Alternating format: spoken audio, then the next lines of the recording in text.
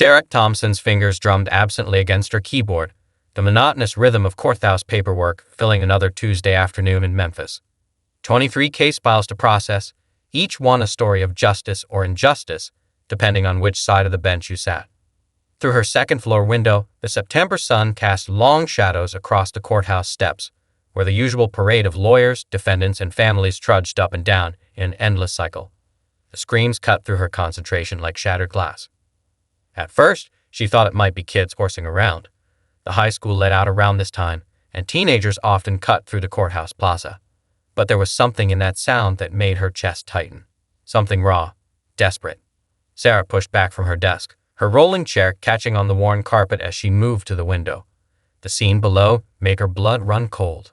Officer James Barrett, a man she'd seen almost daily for 3 years, had a black teenager pinned against his patrol car.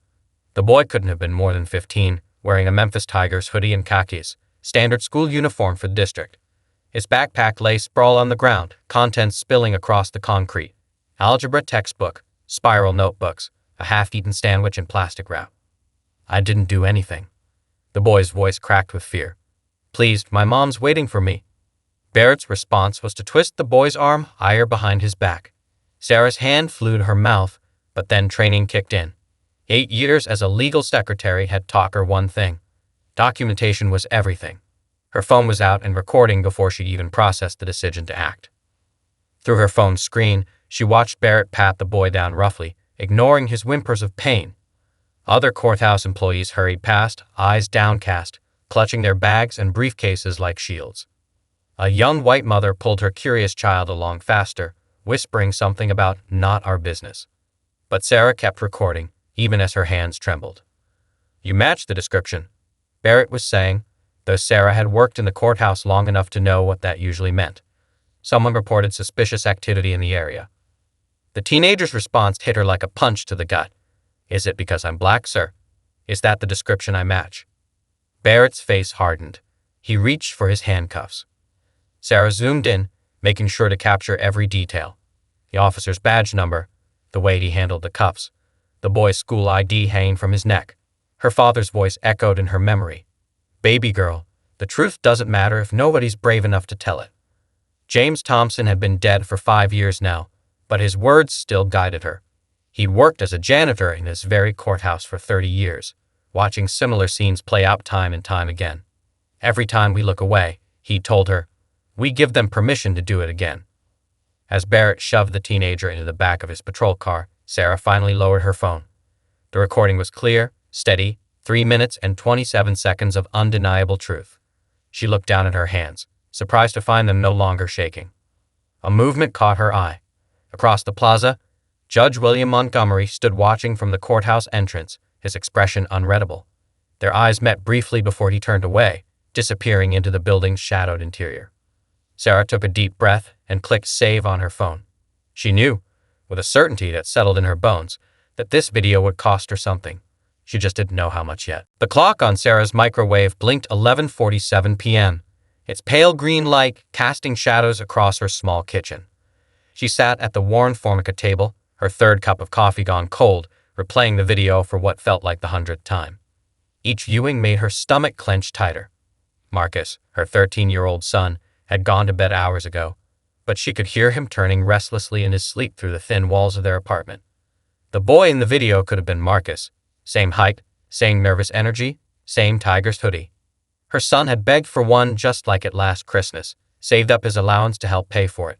The thought made her pause the video, her finger hovering over the screen where the teenager's face showed raw fear. Her phone buzzed, startling her. An unknown number. "Ms. Thompson."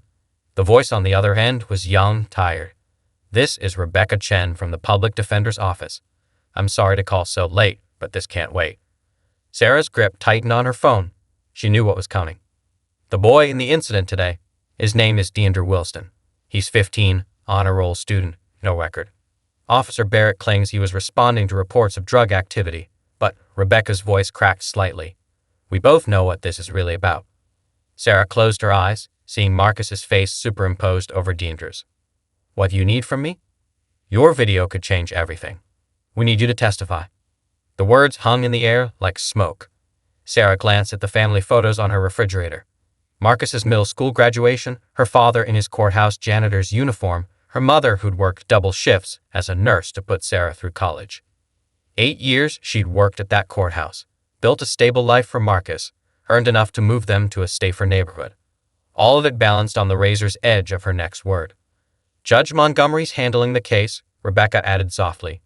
Sarah's heart sank. She'd seen Montgomery's subtle sneers, heard the way he spoke to black defendants. Last month, she'd worked the catering job at his country club fundraiser, extra money for Marcus's school supplies. Montgomery hadn't recognized her serving drinks, but she recognized the casual cruelty in his jokes, the way he dismissed concerns about racial bias in his courtroom. If I testify, Sarah began. I know what I'm asking, Rebecca interrupted. I know the risks, but Diendra's facing serious charges. Without your video, without your testimony. She left the sentence unfinished. Sarah's eyes drifted to the small framed photo on her kitchen counter, her father on his last day before cancer took him. James Thompson, 30 years cleaning the courthouse floors, watching justice and injustice flow past like water. Silence is how they win, baby girl, he told her. Each time we stay quiet, their power grows. Her fingers traced the edge of her courthouse ID badge, still sitting on the table where she'd dropped it after work. 8 years of security, of knowing exactly where each paycheck was going. 8 years of looking away. Miss Thompson, are you there? Sarah watched the moon cast tree branch shadows across her kitchen wall, thinking of Deandra Wilson's mother waiting by the phone for news about her son. Thinking of Marcus sleeping in the next room, unaware that his mother's whole world was balancing on this moment. Yes, Sarah said finally, her voice stronger than she expected. Yes, I'll testify. Send me the details. After hanging up, she replayed the video one last time. Tomorrow would change everything. But for tonight, she had to be sure. Sure enough to risk it all. Courtroom 3 seemed smaller than Sarah remembered. She filed paperwork here hundreds of times, but never had the mahogany panels felt so oppressive, the ceiling so low, the air so thick with tension. From her seat in the witness waiting area, she watched Judge William Montgomery's entrance through the side door, his black robe billowing like dragon's wings. The familiar "all rise" echoed through the chamber, but today it carried a different weight. Sarah studied Montgomery's face as he took his seat, the same face she'd seen laughing at racist jokes at the country club, now masked with judicial gravitas. Their eyes met briefly, and she saw the moment of recognition flicker across his features, followed by something darker. Deandra Wilson sat at the defendant's table, his tiger's hoodie replaced by an ill-fitting suit that made him look even younger. His mother, a nurse still in scrubs from her night shift, clutched a worn Bible in her lap. Sarah felt a surge of emotion, remembering her own mother's similar vigils during tough times. The defense calls Sarah Thompson, Rebecca Chen announced, her voice steady despite her youth. The walk to the witness stand felt endless. Sarah's courthouse ID badge, still clipped to her blazer, caught the fluorescent light. 8 years of watching this drama from the sidelines, and now she was center stage. As she passed the gallery, she noticed several of her coworkers sitting in scattered clusters, their expressions a mix of sympathy and carefully crafted neutrality. Please state your name and occupation for the record, Rebecca began. Sarah Thompson. I'm a legal secretary for the circuit court. And how long have you worked at this courthouse? 8 years, Your Honor. Sarah kept her voice steady, professional. She'd practiced this part. But then Judge Montgomery leaned forward, his steel gray eyes narrowing. Miss Thompson, weren't you serving drinks at the Highland Country Club last month? The question hung in the air like poison. Sarah felt heat rise in her cheeks, but her father's voice echoed in her memory. They'll try to shame you, baby girl? Shame is their weapon. But truth is yours. Yes, Your Honor, she replied, chin lifting slightly. I work part-time catering jobs to support my son. I believe I served you a gin and tonic that evening, before your speech about judicial impartiality. A ripple of murmurs crossed the courtroom. Montgomery's face darkened, but Sarah continued before he could respond. I was also here, at this courthouse, when Officer Barrett detained Deandra Wilson. I recorded the entire incident. She gestured to the laptop where her video waited.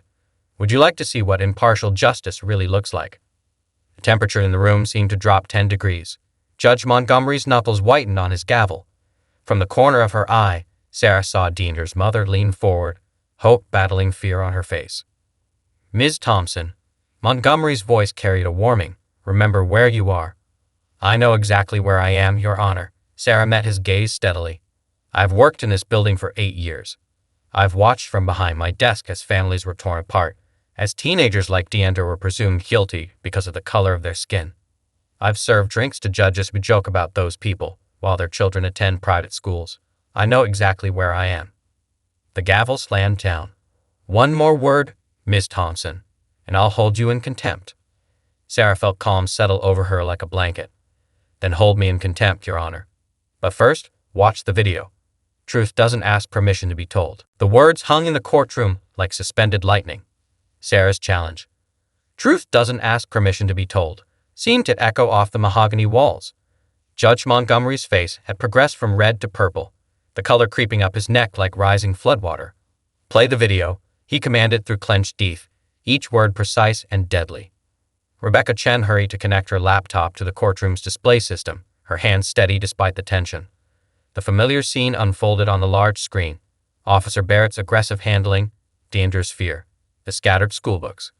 The audio was crystal clear, every plea, every harsh command, every witness hurrying past. Sarah watched Judge Montgomery instead of the video. She caught the micro-expressions flickering across his face. Dismissal, then annoyance, then something approaching concern as the footage continued. When the video showed Barrett roughly handling Deandra despite no resistance, Montgomery's jaw tightened. But it was Deandra's question. "Is it because I'm black, sir?" That made the judge's eyes narrow dangerously. The video ended. Silence blanketed the courtroom. "Ms. Thompson," Montgomery's voice was silk over steel, "you've worked in this courthouse for 8 years. You understand the sanctity of these proceedings." "Yes, Your Honor." "Then you understand that your emotional outbursts, your insinuations about this court's integrity." He paused, letting each word land like a hammer blow. "Your apparent agenda." "I have no agenda beyond the truth, Your Honor." Sarah's voice remained steady. The video speaks for itself. Montgomery's laugh was short, sharp. "The video shows a police officer performing his duties. Your interpretation, Ms. Thompson, seems colored by personal bias." The word choice wasn't accidental. Sarah felt the sharp intake of breath from the gallery, saw Rebecca Chen's hands clench under the defense table. Deandra's mother closed her eyes, pressing the Bible closer. "This court," Montgomery continued, "will not be manipulated by social justice warriors attempting to inflame racial tensions. Your testimony is clearly compromised by—" "My testimony is under oath," Sarah interrupted, her voice carrying to every corner of the room. "And unlike some in this courtroom, I understand exactly what that means." The gavel crashed down with such force that the sound made people jump. "Ms. Thompson, you are hereby found in contempt of court. $1,000 due by close of business tomorrow." Montgomery's smile was razor thin. "Perhaps that will teach you the proper respect for this institution." Sarah felt the blow like a physical force. $1,000. Her rent was due next week. Marcus needed new shoes for school. The catering job at the country club had only brought in extra cash because of the holiday season. As if reading her thoughts, Montgomery added softly, "Unless, of course, you'd like to revise your statement about Officer Barrett's conduct." The choice crystallized, her truth or her stability, her dignity or her son's needs. Sarah looked at Deandra, seeing Marcus in his features. Then she looked at Judge Montgomery, really looked at him, a man so comfortable in his power that he wielded it like a scalpel, cutting away at the dignity of those beneath him, one small slice at a time. "No revision needed, Your Honor." Sarah's voice was quiet but carried. "The truth remains the truth, even when it comes with a price tag." Her phone buzzed in her pocket, probably her supervisor about tomorrow's shift. But Sarah kept her eyes on Montgomery, watching his satisfaction at the fine melt into something closer to uncertainty as he realized the power of money hadn't produced the compliance he expected. She might be paying the fine, but she hadn't been bought. The HR office felt colder than usual. Sarah sat across from Linda Martinez, the HR director she'd exchanged pleasant hallway greetings with for 8 years, now transformed into an uncomfortable messenger. The morning sun through the Venetian blinds cast prison bar shadows across Linda's desk. "It's not a termination, Sarah," Linda said, shuffling papers without making eye contact. "Just a temporary reassignment to the records basement. Judge Montgomery feels I should be hidden away," Sarah finished quietly. "Out of sight, out of mind." Linda's silence was answer enough. The basement assignment was a message. Power had ways of punishing defiance that went beyond fines. Sarah's phone buzzed again. The 20th notification that morning. She'd ignored them all, assuming they were sympathetic coworkers or angry supervisors. But this time she glanced down. Memphis Justice Watch has shared your video. Her heart stopped. The clip from the courtroom had gone viral overnight. Someone in the gallery had recorded her confrontation with Montgomery. The comments section exploded with similar stories. A black mother fined for disrupting court when she asked why her son's white co-defendant got probation while he got jail time. A Hispanic witness held in contempt for requesting a better translator. Endless variations of power wielded like a weapon. Sarah? Linda's voice seemed to come from far away. Are you listening? About the reassignment. But Sarah was reading a different message now. This one from Reverend Marcus Hayes of the Greater Memphis Civil Rights Coalition. Sister, you're not alone. We're organizing a protest. Your voice has awakened something. Call me. The basement reassignment suddenly felt less like punishment and more like proof. Proof that speaking truth to power made the powerful uncomfortable enough to react. Her phone kept buzzing. Local news wanted interviews. Community organizers wanted her story. But it was the direct messages that hit hardest. You reminded me of my mama, standing up when standing up cost something. Thank you for showing my daughters what courage looks like. I testified in Montgomery's court last year. Wish I'd had your strength. A soft knock interrupted Linda's procedural monologue. Deandra Wilson's mother stood in the doorway, still in her nurse's scrubs, eyes red from exhaustion or tears or both. I'm sorry to interrupt, she said, but Sarah needs to see this. She held out her phone. On the screen, a familiar face filled Sarah's vision. Judge Montgomery's former clerk, Thomas Reynolds, speaking to a local news reporter. I kept records. 8 years of records. Every fine, every contempt charge, every harsh sentence. The pattern is clear, and Sarah Thompson just proved what some of us have known for years. The reporter's voice was sharp. And why are you coming forward now? Reynolds looked directly into the camera. Because she reminded me that silence is complicity, and I'm done being complicit. Sarah felt tears prick her eyes. Her father's voice echoed in her memory. Truth is like water, baby girl. Block its path, and it finds another way to flow. Linda cleared her throat. Sarah, about the basement reassignment. No need, Sarah stood, smoothing her skirt. I quit. What?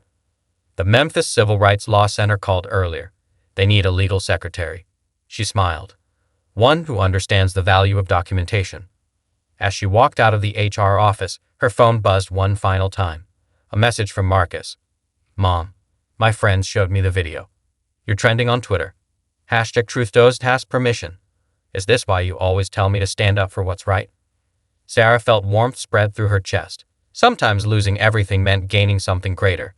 The knowledge that your truth could light the way for others. Sarah's apartment living room had transformed into an impromptu war room. Pizza boxes and coffee cups littered the coffee table, surrounding stacks of legal documents that Michael Chen, the civil rights attorney, was scanning with intense focus. The evening news played silently on the TV, showing footage of the growing crowd outside the courthouse. Look at this, Michael said, holding up a yellowed document. 2016. Montgomery fined a Spanish-speaking witness for disrupting proceedings by requesting a certified translator. 2018. A black mother held in contempt for emotional outburst when her son was denied bail for a first-time offense. 2021. An elderly Asian man fined for incomprehensible testimony when his accent was deemed too thick. He shook his head. Thomas Reynolds documented everything. Sarah watched the former clerk's hands tremble as he sorted through his records. Thomas was younger than she'd expected, barely 30, with wire-rimmed glasses and the haunted look of someone carrying a heavy secret. I should have come forward sooner, Thomas said, not looking up from his papers. Every night, I'd add to these files, telling myself I was gathering evidence. But really, I was just afraid. You're here now, Sarah replied softly. That's what matters. Michael nodded, his own story hanging unspoken between them. Son of Chinese immigrants, top of his class at Vanderbilt Law, now dedicated to fighting judicial discrimination. Fear is their weapon, he said. But community? Community is ours. As if on cue, Sarah's phone lit up with a text from Reverend Hayes. 300 people confirmed for tomorrow's rally. Channel 5 will cover it live. The numbers had been growing hourly. What started as a courthouse protest had evolved into a movement. Other stories were surfacing, not just from Montgomery's courtroom, but from across the justice system. Each voice made the next one stronger. A knock at the door startled them. Sarah opened it to find Mrs. Eleanor Peterson, the retired court stenographer, holding a large box. "I kept copies," the elderly white woman said without preamble. 30 years of transcripts. Every snide comment, every disparaging remark, every time Montgomery showed his true colors, it's all here. She set the box down with surprising force. "I told myself it wasn't my place to speak up, that I was just doing my job. But watching you that day," her voice cracked, "you showed me silence isn't neutral. It's compliance." Sarah helped Eleanor to a seat while Michael dove into the new records. Thomas looked up, recognition flickering across his face. "Mrs. Peterson, you were there the day Judge Montgomery denied bail to those civil rights protesters in 2019. Eleanor's hands twisted in her lap. "Yes, that was the day I started making copies. I knew someone would need them someday." Sarah's son Marcus emerged from his room, drawn by the voices. He'd been unusually quiet since the video went viral, processing what it meant to see his mother become a symbol. "Mom," he asked, surveying the scene, "is this what revolution looks like?" Michael looked up from his papers, a fierce light in his eyes.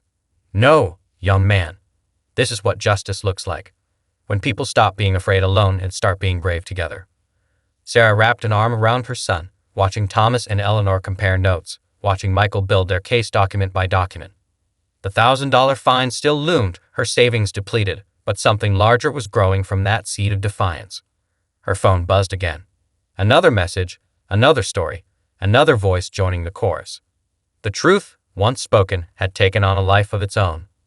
And somewhere across town, in his taxpayer-funded mansion, Judge William Montgomery was about to discover that power, no matter how entrenched, could be shaken by the simple act of speaking truth. The appeals courthouse steps looked different in the morning light.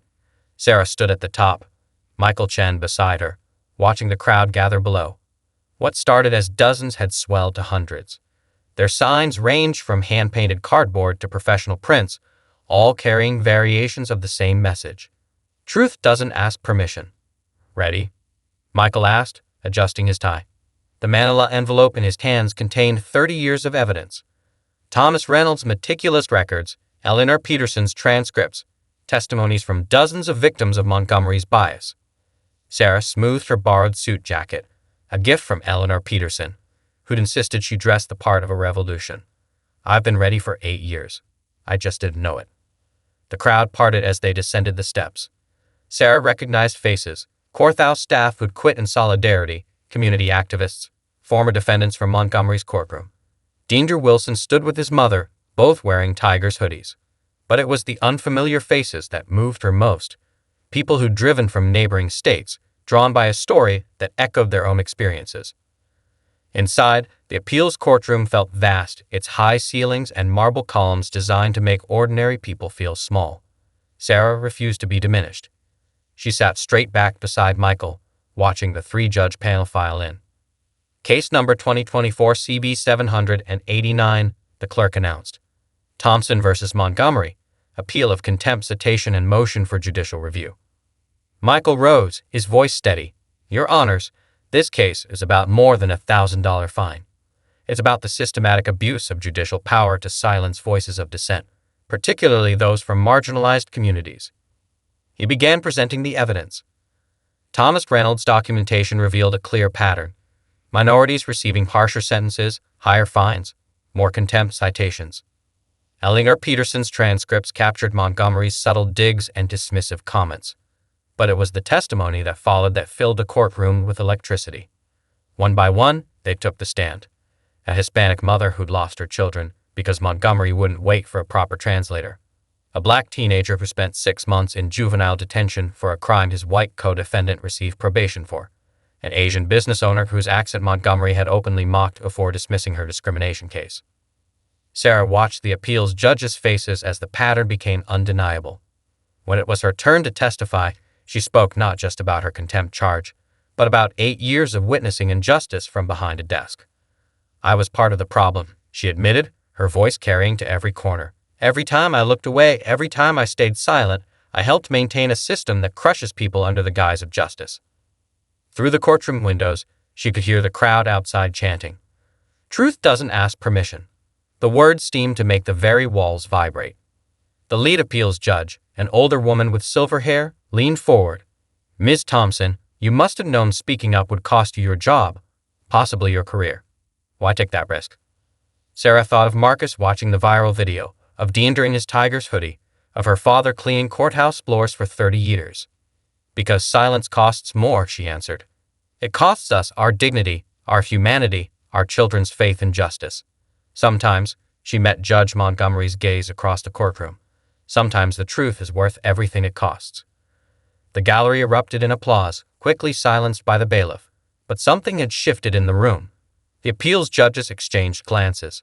Michael's shoulders straightened, and Judge Montgomery, for the first time since Sarah had known him, looked afraid. The revolution hadn't just arrived. It had brought receipts. The Memphis sun painted the courthouse steps gold as Sarah emerged from the final hearing. The crowd that had waited through 3 days of testimony erupted in cheers. But it wasn't the overturned fine that made headlines across the state.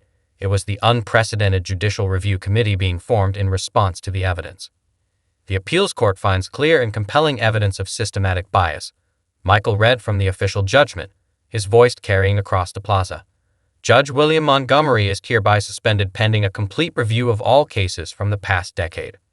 Sarah watched Montgomery being escorted out a side entrance, his shoulders hunched under his black robe. She felt no triumph in his downfall, only a quiet satisfaction that truth had finally found its voice. "Mom," Marcus pushed through the crowd, still wearing his school backpack. "Did you see? They're talking about changing the whole system because of you." Sarah hugged her son close, remembering the night she'd sat at their kitchen table, counting pennies and weighing silence against truth. "Not because of me," she corrected gently, "because of everyone who refused to stay silent any longer." The newly formed Judicial Accountability Task Force had already scheduled its first meeting. Sarah had been asked to serve as a community liaison, along with Thomas Reynolds and Eleanor Peterson. Their first agenda item, reviewing Montgomery's past cases for potential overturning of unjust sentences. Deandra Wilson and his mother approached, both beaming. The charges against him had been the first to be dismissed under the review. "I got accepted to Tennessee State," Deandra announced shyly. "Pre-law program." His mother wiped tears from her eyes. "He says he wants to be the kind of lawyer who makes sure everyone's voice gets heard." Sarah felt a tap on her shoulder. Linda Martinez from HR stood there, looking uncomfortable but determined. "The new court administrator wants to know if you consider coming back. Not to the basement. They're creating a new position. Office of Community Oversight." Before Sarah could respond, Reverend Hayes stepped forward. "Actually, Miss Thompson has already accepted a position with our Civil Rights Coalition. We need someone who understands both sides of the system." The Reverend wasn't exaggerating. Requests for Sarah's help had been pouring in from across the state. Other courthouses were forming their own review committees. Other witnesses were finding their voices. As the crowd began to disperse, Thomas Reynolds approached with Eleanor Peterson, both carrying boxes of documents. "Ready to start the real work?" Thomas asked. "We've got decades of cases to review." Sarah looked at her son, seeing understanding in his eyes beyond his 13 years. "Got homework?" she asked. Marcus shrugged. "Yeah, but I thought maybe I could help first. You always say justice is everybody's homework."